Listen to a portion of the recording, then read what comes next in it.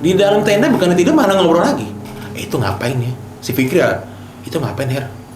Udah lo gak usah ngomong macam-macam, biarin aja lah. Mas, Mbak Yin kenapa nangis? Habis berantem ya, mohon maaf. Enggak, Mbak Yin tidur. Kemudian siapa? Di belakang tenda cewek kayak duduk begini nih, kayak yang keringkuk ini. Siapa tuh ya? Mbak Yin itu pingsan. Pas di shelter itu ada ketemu pendaki, pingsan, matanya putih. Si Mazen keluar. Mas, kenapa? Kok pucat gitu? Pacar saya. Kenapa pacarnya? Ya udah, itu aja temenin, kasihan tuh. Dia istirahat tidur. Pacar saya.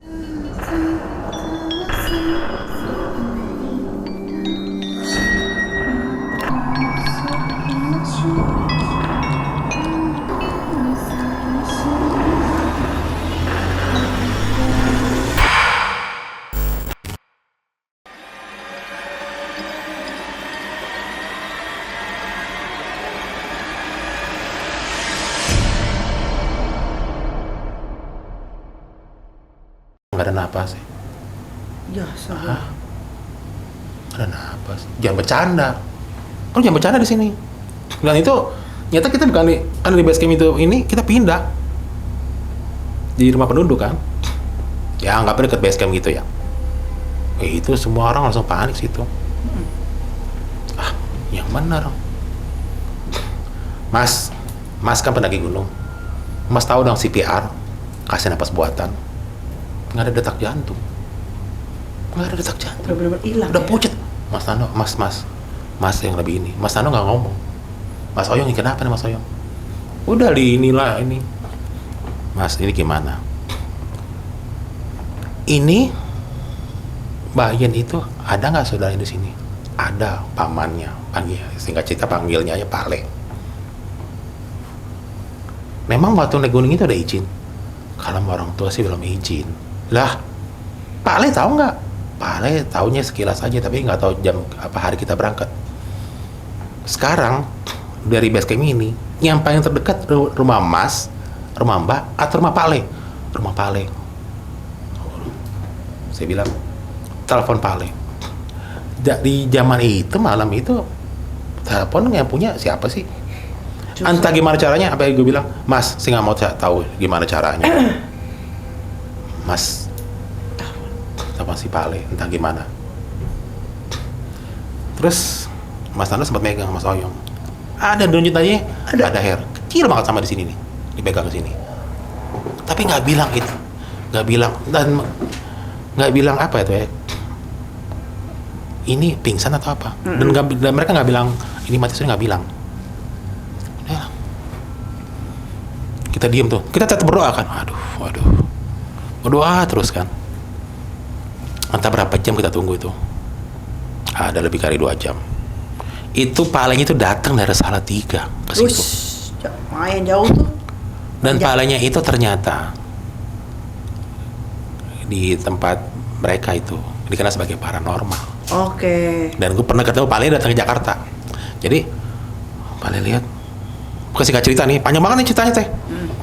Pale bilang gini, lo Cahayu kenapa kamu begini Cahayu gini? Gue paling langsung ngeliatin mukanya Mazen. Apa kamu lakukan dengan anak saya? Digampar, Pak. Kamu kurang ajar di gunung ini. Kurang ajar kamu. Itu keponakan saya mati suri. Kaget lah kita. Mati suri. Astagfirullahaladzim. Dan untungnya Pale itu datang untuk bawa mobil. Apa? Bawa mobil. Oke. Gak tau dari mana ya, mungkin dia ada sepupunya yang ikut, bawa mobil. Bisa bawa mobil. Mungkin dari Mazen juga kali ya. Dia ketemu Martel, ketemu Martel ya. Atau ketemu siapa, nggak ngerti, dia ngomong begitu. Saya pinjam telepon. Pasti itu udah, orang panik pasti udah, apapun segala cara ditempuh lah. Entah lari kene, dia numpang ojek atau naik motor, nggak ngerti lah. Itu saya nggak nanya tuh, gimana kok bisa nyampe gini. Nah, udah ayo. Gitulah kita ke tempat Pale itu. Pale itu yang kamu sini ngapain? Kamu siapa? Ditanya. Ya ini saya foto. Apa tuh foto prewedding? Ini gue diem. Kalau jadi hasil fake. Foto apa? Belum suami istri, udah foto mesra-mesraan. Ya kan akhirnya jadi berdosa gue. Belum suami istri, kok foto mesra-mesraan? Ya ada, pernikahan dulu baru foto-foto mesra. Kalau situ baru gue kehajar situ. Gitu. Gue diem aja. Wah, dimarahin tuh semuanya. Cuma paling pas lihat Mas Nano, Mas Oyong, sampean tiang pundi, secara bahasa Jawa. Ini ngomong, kok ngomongnya pelan. Sama gue kenceng. Ini kenceng, sama Vicky kenceng. Yaudah, gak usah. Jangan sampai ini tersebar di mana-mana. Ya, paling juga dikenal sama orang basecamp sana. Semua hormat, sama cium tangan. Gini, kamu ditunjuk gua sama Mas Nano. Jadi si Mbak Yen itu pacaran selama di rumah Pale itu, rokok terus, diem aja. Itu Pale udah kesel banget tuh. Kamu di luar aja kamu. Mas, saya mau nih, Mas dengan Mas siapa? Mas Heru. Siapa kamu sampean? Nano. Mas Nano. Ini sukmanya keponakan saya terperangkap di Gunung Sumbing. Sukma apaan? Kan nggak ngerti gua. Apaan tuh? Kamu kurang ajar gini-gini. Nah si cowoknya ngomong gitu, udah banyak, jangan banyak ini lah. Digampar juga. Diam, kamu di luar aja. Saya minta tolong kepada Mas Heru dan Mas Nano. Mungkin ini di luar dan logika kamu. Ini ponakan saya ini terperangkap.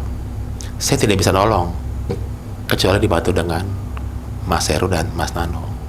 Dibilangin, Mas Heru ada terah. Apaan sih, nggak ngerti Pale. Terah itu saya nggak ngerti.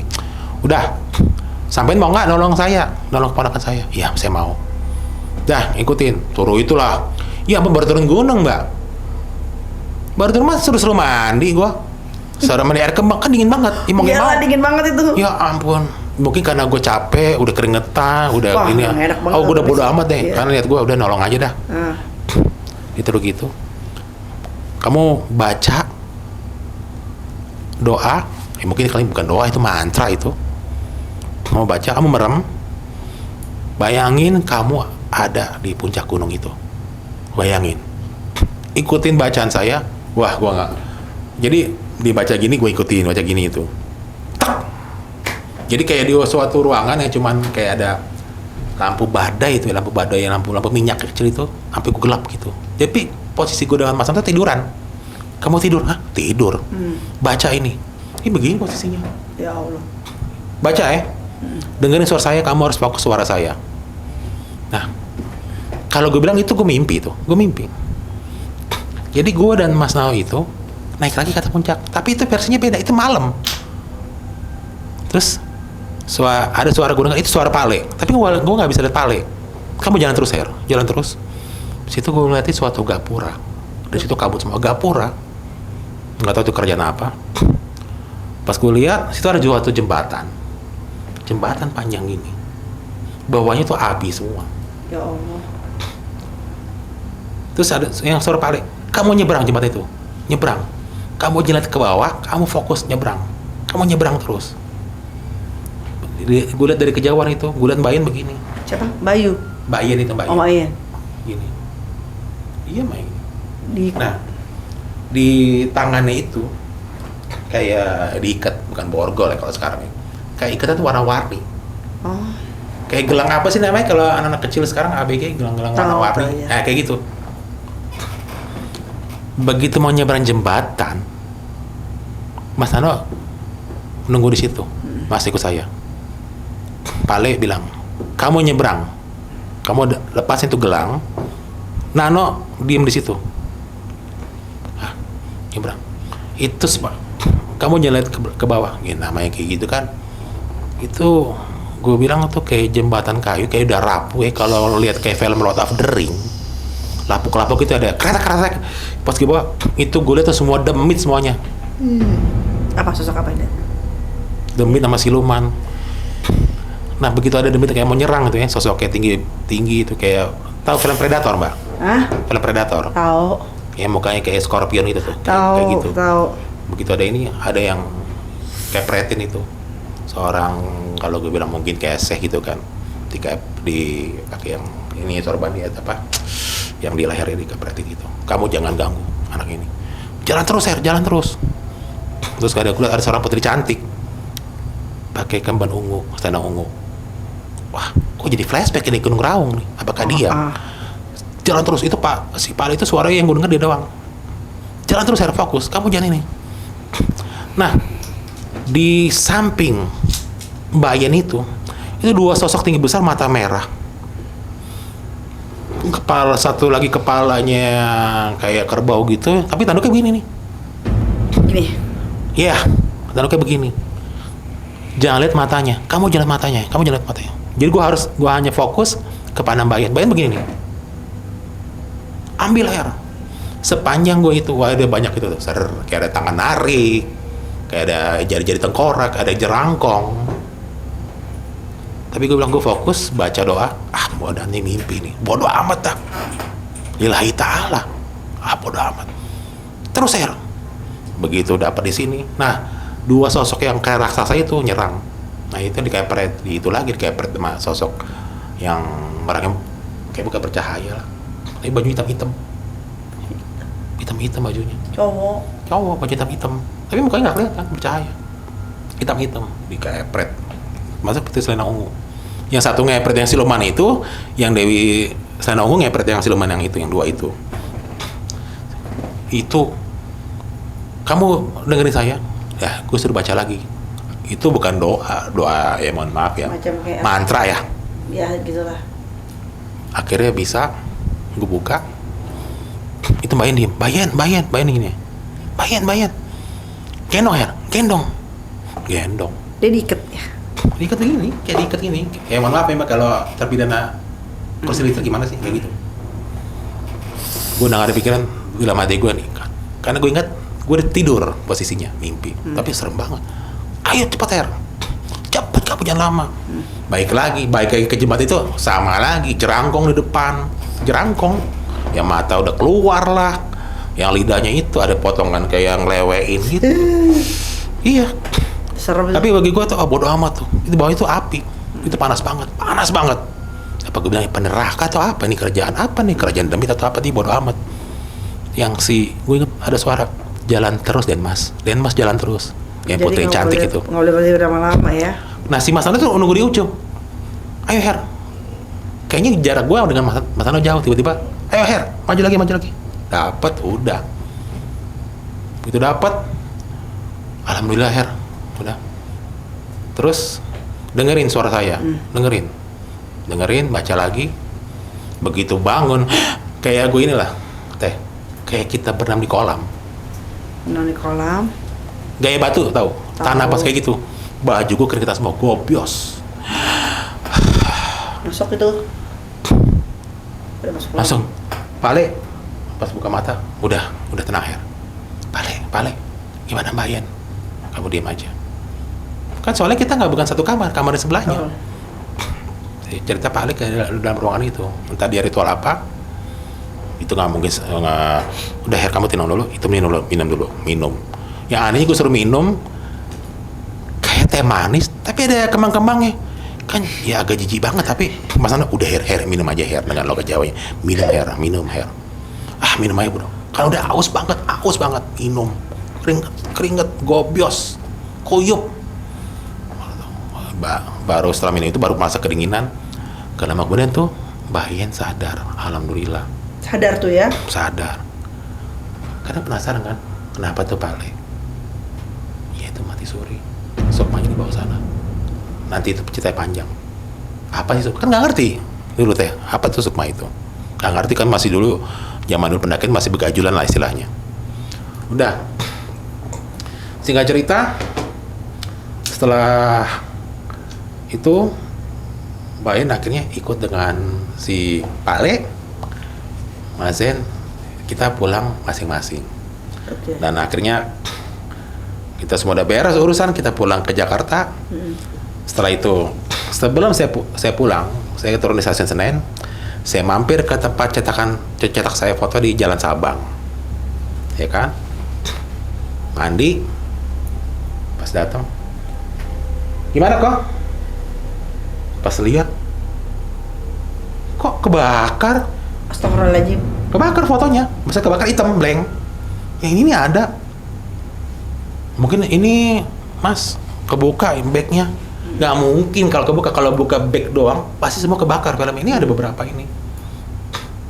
Saya telepon, Mas, mohon maaf Mas, foto-foto yang di atas itu pun sampai di Segoro Widi itu, Segoro Banjaran itu blank. Nggak tahu nih kenapa. Ya udah nggak apa-apa. Saya balikin uangnya Mas. Jangan. Jadi semuanya kebakar. Nggak semuanya. Kalau foto mereka di bawah tuh ada semua. Kan zaman dulu masih film kan. Udah singkat cerita, kita ketemuan lagi. Ini Mas, ini klesenya, ini foto-fotonya.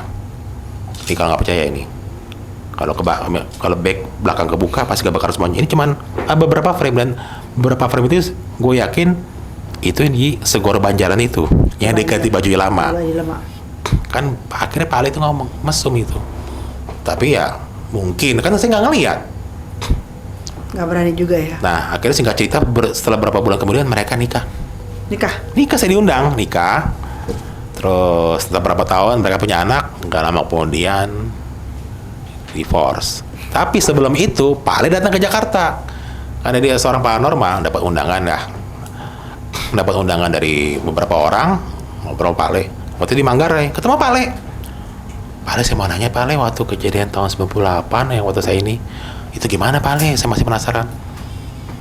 Pak Ali baru cerita apa tuh semua. Iya itu, saya juga bengong. Situ kan ada teman saya juga. Itu emang dibuat mesum.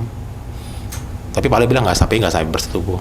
Lain kali kalau foto itu mesti sah dulu jadi suami istri baru foto. Ini sebelum menjadi suami istri belum nikah udah berbuat adegan yang begitu. Apalagi di gunung, dan itu katanya tempat keramat. Jadi memang ya mungkin karena bercandaan ya, itu ada makom. Ketawa-ketawa, foto-foto, peluk-pelukan. Ya pasti dalam pelukan itu ada cium-ciuman juga dong Teh. Pasti. Gitu. Makanya itu nggak suka. Pak Ali ngomong kayak begitu. Nah, singkat cerita, setelah dari itu nggak lama kemudian Pak Ali setelah berapa tahun kemudian meninggal. Pak Ali itu udah meninggal. Terus Mbak Ian nelfon gue, gimana kabarnya? Ini setelah berapa tahun kemudian, setelah gue pulang dari Eropa itu ya. Nelfon, masih foto, masih. Dong ke kantor saya, kantornya di daerah Sudirman. Ngobrol. Pak Ali sudah nggak ada. Oh iya Mbak, ya. Dia udah kasih tahu dari Mas itu, dikasih tahu Mas Iman, iya. Jadi waktu itu Pak Le sebelum ini dia nitip, ini mesti kasih ke Mas Heru. Apa tuh? Ada suatu benda. Oke. Oh iya. Terus Mbak Yan gimana kabarnya Mas Zen? Saya udah pisah. Pisah.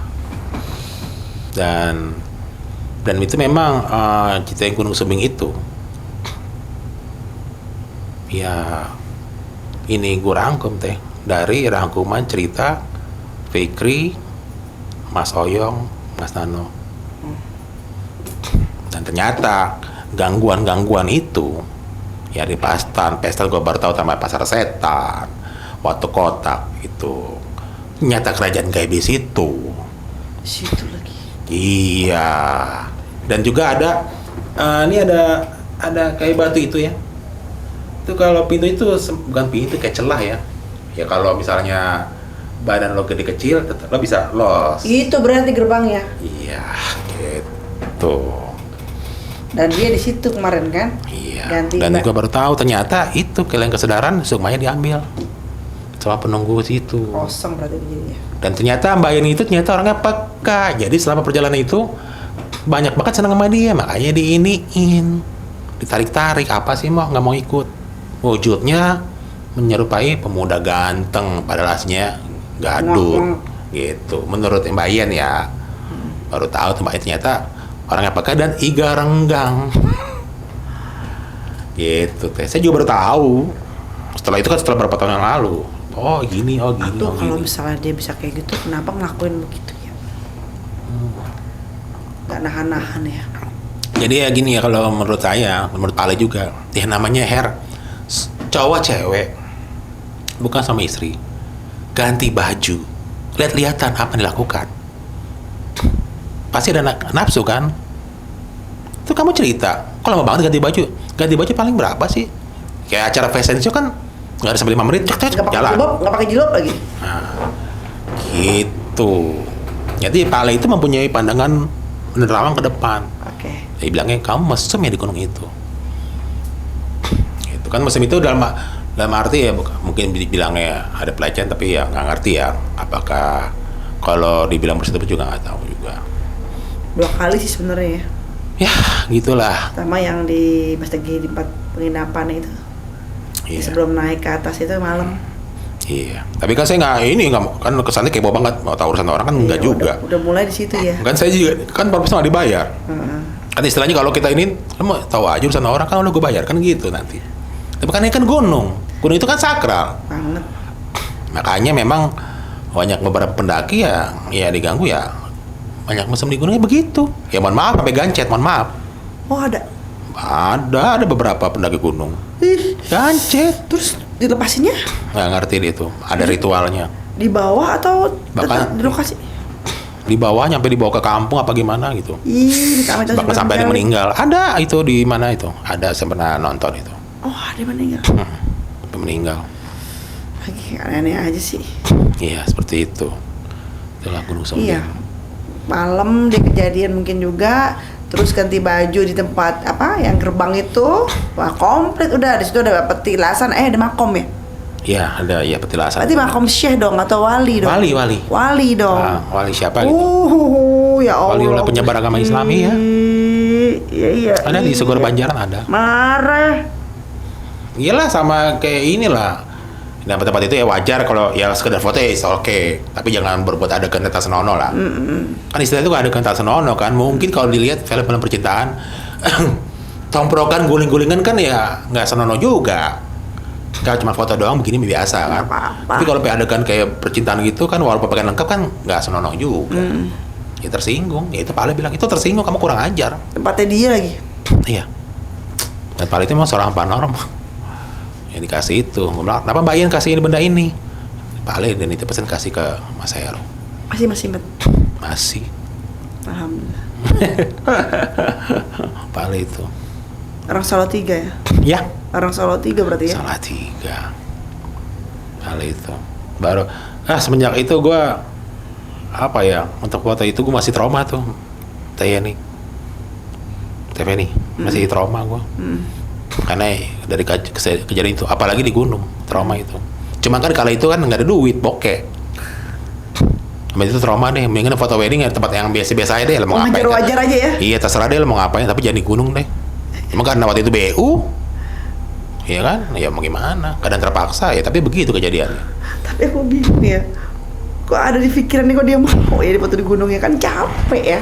Namanya mau wedding Tapi kan. sekarang udah banyak kayak gitu. Tapi kan kalau orang kalau mau nikah itu kan banyak hal-hal yang nggak boleh dilakuin. Pantangan pamalinya kan. Iya. Di situ aja udah nggak boleh. Jadi terlalu banyak yang dia apa sih tebas lah istilahnya gitu. Iya. Kayak begitu apa sih itu? Mitos, legenda. Saya sebel ya sama orang yang suka bicara gitu. Mitos. Aduh, jangan gitulah. Orang hidup kita tuh berdampingan. Betul. Gitu.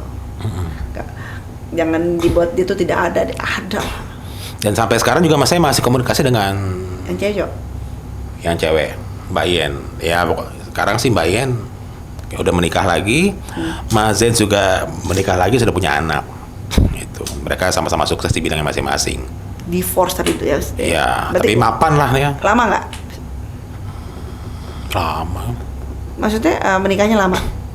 Oh enggak, pokoknya pas sampai anaknya umur 1 tahun 2 tahun, kalau nggak salah 2 tahun divorce. Kalau nggak salah, sekitar 2 tahunan apa balita lah, di bawah 5 tahunan. Oke. Gitu. Jadi ya hikmah yang saya ambil dalam pendakian Gunung Sumbing itu ya lo nggak usah macam-macam di gunung itu. Gunung itu memang yang sangat disakralkan, gunung suci, sangat dikeramatkan. Ya jangan macam-macam, kita sini di gunung itu bertamu, berhadapan dengan alam. Iya betul. Ya. Kamu alam. Ya percaya atau tidak percaya yang lo lakukan apa seperti itu ya karena perbuatan. Tidak ada sebab dan akibat. Itu teror tuh nggak mungkin ada, pasti ada sebab dan akibat teror. Pasti. Kalau kita mematuhi semua prosedur mentaati kearifan lokal apa segala macam, mentaati adat budaya setempat, aman-aman aja. Jauh lah ya. Dan di Aman Gunung ya? Sumbing itu memang jarang ada orang hilang, jarang, nggak ada itu. Kalau tersesat banyak. Kalau mungkin melihat penampakan itu pendaki banyak. Tahu nggak Ternyata sejarahnya Gunung Sumbing sejarah tahu? kurang paham, mesti baca lagi. Soalnya banyak juga saya yang lupa. Tapi ada ya sejarahnya. Ada, karena setiap gunung itu memang dulu kerajaan di zaman dulu. Aku jadi penasaran, nanti aku pengen googling tentang sejarah dari Gunung Sumbing. Gunung Sumbing. Gitu. Apa ada berhubungan dengan siapa? Dayang Sumbi? Kalau Dayang Sumbi itu Jawa Barat ya? Jawa Barat. Jawa Barat. Oh, Sumbing ya. Ini Gunung Sumbing Jawa Tengah. Oh iya, oke. Magelang. Ya daerah situ ya. Gunung Sumbing. Pasti ada sejarahnya tuh. Pasti ada sejarah asal usul, legenda dan mitos Gunung Sumbing. Pasti ada. Semua gunung ada. Bahkan bukit-bukit juga ada. Bukit Panor ya apa. Ada semuanya. Tapi untung balik lagi tuh Sukma. Dan nggak mau lagi deh kayak gitu, udah nggak mau lagi deh, gue trauma tuh. Nggak mau lagi nih, nggak mau terima proyekan kayak gitu. Pertama itu, kedua sampai ikut ritual kayak gitu apa gitu ya? Ya mohon maaf ya, bukan Mergosuma kita, itu. ya mungkin itu mungkin Mergosuma itu. Sudah keluar.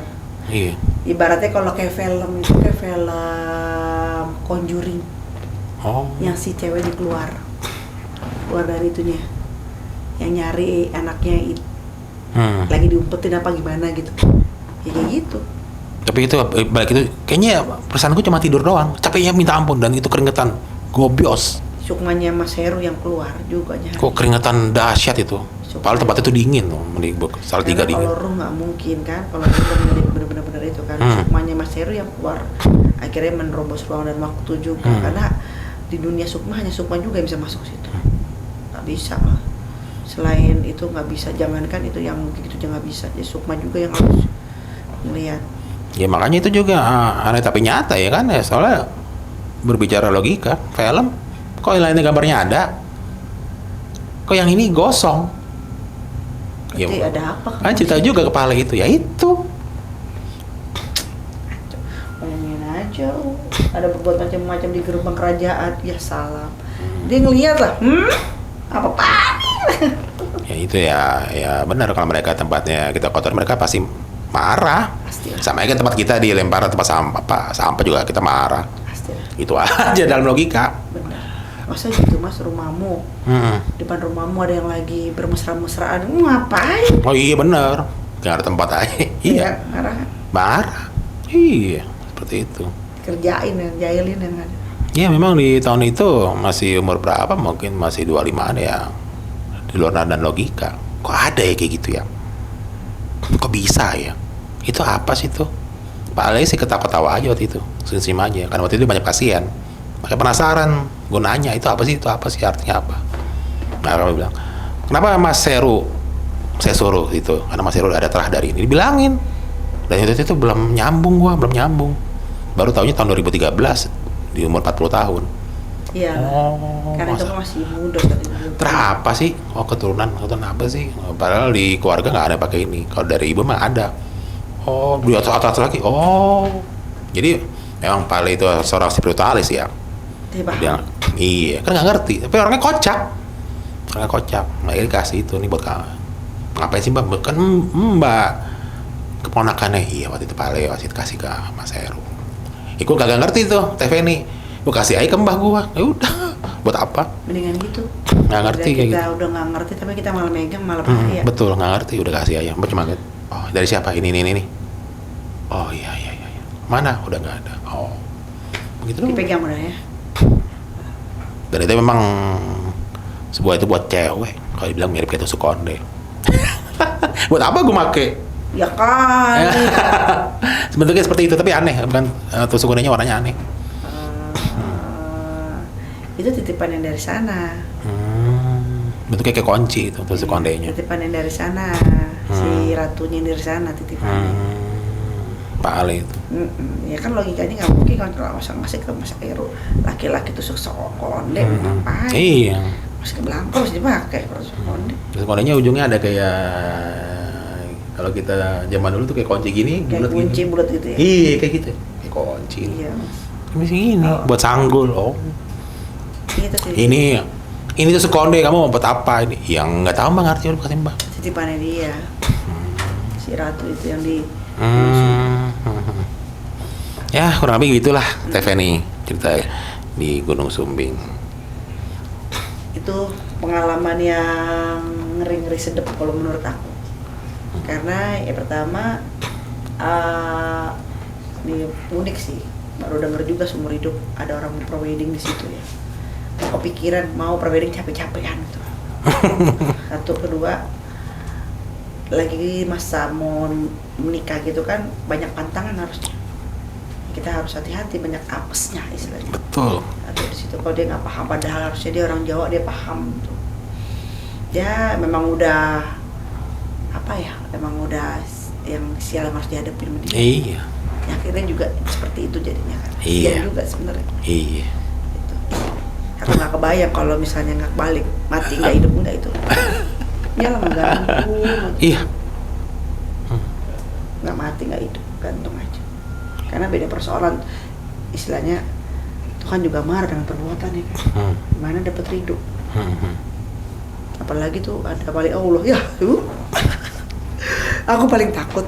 Ya kalau itu silakan cek aja di Google apa itu petilasan yang makan di kawah Gunung Sumbing. So untuk sahabat-sahabat FRS bisa dicek di kawah Gunung Sumbing itu ada makam ya. Itu kata Mas Heru itu memang wali Allah yang ada di situ. Penyebar agama Islam ya. Penyebar agama Islam ya otomatis wali Allah atau syekh lah. Iya. Ya. Bisa dicek di Gunung Sumbing di daerah Magelang. Gunungnya terkenal kok itu. Dan aktif ya masih. Masih gunung aktif. Tapi rata-rata gunung Indonesia emang aktif sih. Ada yang aktif, ada bilang masih tidur, ada. Oh. Misalnya nggak aktif lagi tidur kali. Iya. Lagi bobok manis ya. Iya.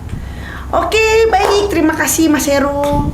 Ternyata kita udah malam juga ya di sini ya. Dari sempat hujan, menyiram doang berhenti lagi. Jangan bosan-bosan main ke sini.